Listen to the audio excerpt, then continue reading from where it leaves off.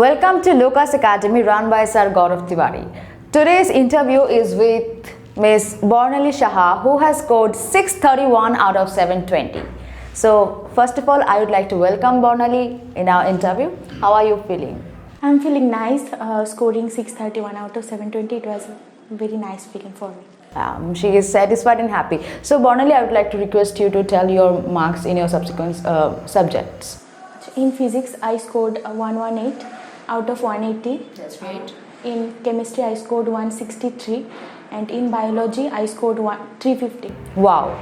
So Bornali has really scored very good marks in NEET 2021. Bornali, I would like to know about your journey. How did you start? When did you start to be really determined with your preparation?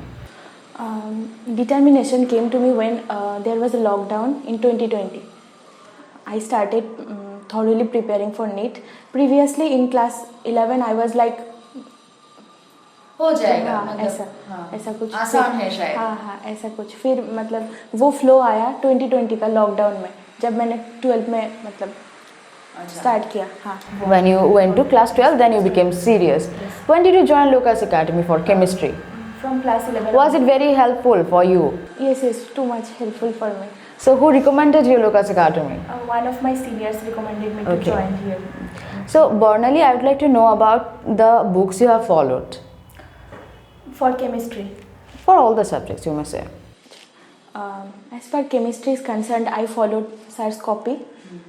I read it out thoroughly and NCERT तो must है मतलब physical के लिए sir का copy और फिर वो जो बालाजी पब्लिकेशंस का जो MCQ का बुक है वो मैंने सॉल्व की थी 2-3 बार फिर जो ऑर्गेनिक का था सर की कॉपी एंड ओनली NCERT और वो इनऑर्गेनिक को सर की copy and only NCERT and there was some short notes prepared by me for inorganic.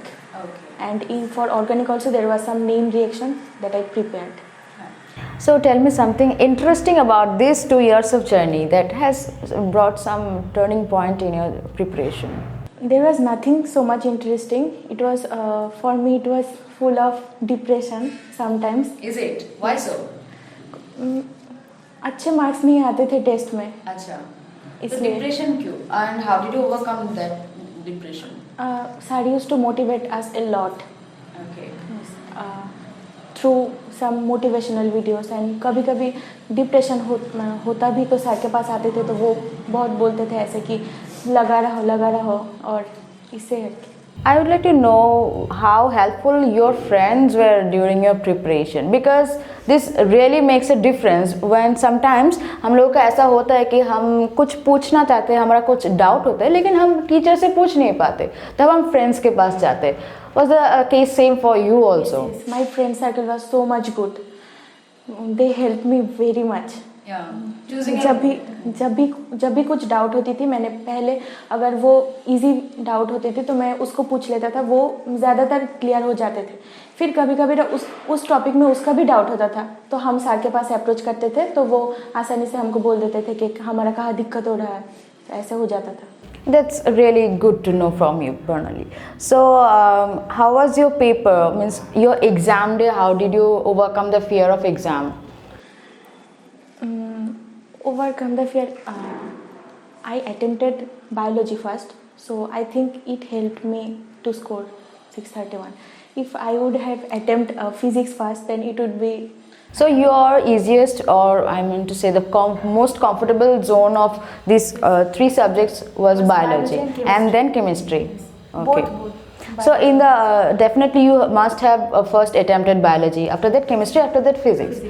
If I ask you about chemistry, which zone or which part of syllabus was your favorite? Like organic or organic. Of course, organic. So there were a lot of exceptions in organic also. Yes. How did you learn or how did you remember those? As far exception is concerned, I used to make it a note, short note, and in a copy I used to revise it every week. Okay. Those exceptions, and sir used to give those exceptions. Sir used to tell about these exceptions in every class. So Bornali, during your journey, I think mock tests were very important. Yes, very much important. So when did you start mock tests? After 11. After 11. After 11 years. So during your 11th journey, which subject irritated you most? It was physics. Was it? So how did you overcome that fear? Because you have really scored good marks in physics too. I used to practice, increase the practice scope by giving In a some time. single day, students, those are watching, they might have the same questions that I am bearing in my head. So उनके लिए आसान करने के लिए question बस है कि एक दिन में सारे सब्जेक्ट पढ़ना तो इम्पॉसिबल है. मतलब एक दिन, if I say from after you wake up from the bed and you go back to bed, so एक दिन में आपका रूटीन कैसा था? मतलब कौन से सब्जेक्ट को पढ़ना है, कैसे पढ़ना है? How did you plan your routine? मैं क्या करती थी, टॉपिक पिकअप कर लेती थी.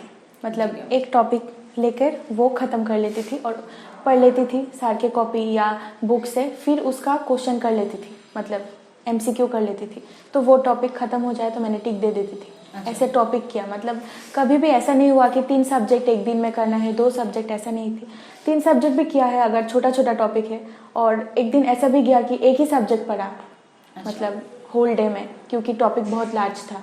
तो अगर जब पहले कोई चैप्टर स्टार्ट करना होता तो बहुत सारे क्वेश्चन प्रैक्टिस करना होता, तो तब एक दिन लग भी जाते थे वो एक सब्जेक्ट के लिए? हाँ. अच्छा. और 2 सब्जेक्ट ऐसे ही चलता था, पर मैं टॉपिक पिकअप कर लेती थी कि ये करना है, ये मेरा वीक है. Point to be noted. तो आपने स्कूल बोर्ड्स के लिए कितना टाइम दिया? स्कूल बोर्ड्स के लिए हाँ, पढ़ना तो पड़ा हुआ नहीं, पर मैं बोर्ड्स में इतना ध्यान नहीं दिया. मतलब ध्यान वो नीट में ही था. अब ऐसे ही चलता रहता. मतलब उसको मेन प्रायोरिटी मैं कभी भी नहीं समझा. ऐसे जैसे चल रहा था ऐसे ही चला. Okay, so how much did you score in? You didn't give exam for boards. So well, हम लोगों को बॉर्नली से बहुत कुछ सीखने को मिला कि अपने दिन का रूटीन कैसे करना चाहिए, फिर एग्ज़ाम में कैसे अटेम्प्ट करना चाहिए question paper. So anything else you want to say to your juniors?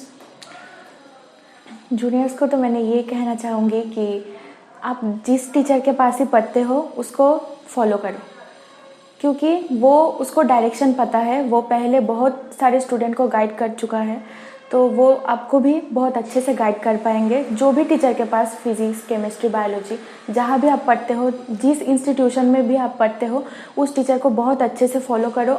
और जहाँ भी डाउट हो, क्योंकि डाउट तो होगा ही, बहुत सारा डाउट होगा, तुरंत पूछ लो. क्योंकि डाउट एक ऐसा चीज़ है, वो पाइल अप होते रहते हैं हर एक चैप्टर में, और फिर बाद में जब एग्ज़ाम आते हैं वो बहुत दिक्कत करते हैं वो डाउट. और अगर वो डाउट एग्ज़ाम में आ जाए तो वो बहुत मुश्किल सिचुएशन हो जाता है. तो पहले से अच्छे हो कि आप आपका डाउट क्लियर कर रहे हो, और जो डाउट हो वो आप एक कॉपी में लिख के लो और टीचर के पास जाके क्लियर कर लो, तो वो बहुत अच्छा रहता है.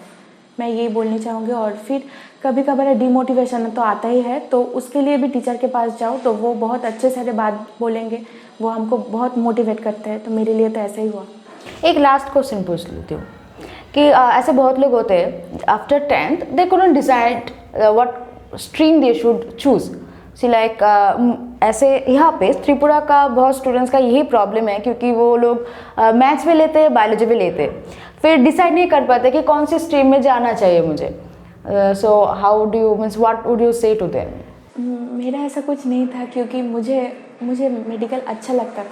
मतलब बायोलॉजी मुझे पहले से अच्छा लगता था, और इंजीनियरिंग में मैं इतनी इंटरेस्टेड नहीं थी पहले से ही. अच्छा. तो इसलिए मुझे ये प्रॉब्लम टारगेट एक होना चाहिए, राइट? हाँ, तभी कुछ होगा. हाँ, मतलब 11 में मैं मैथ्स किया, पर 12 में मैं इतना ज़्यादा मैथ्स नहीं किया, क्योंकि मुझे अच्छा नहीं लगा. मुझे बायोलॉजी बहुत अच्छा लगा 12 में उठकर. तो हाँ. So thank you for being with us, Bornali, and you keep watching Lucas Academy. Thank you.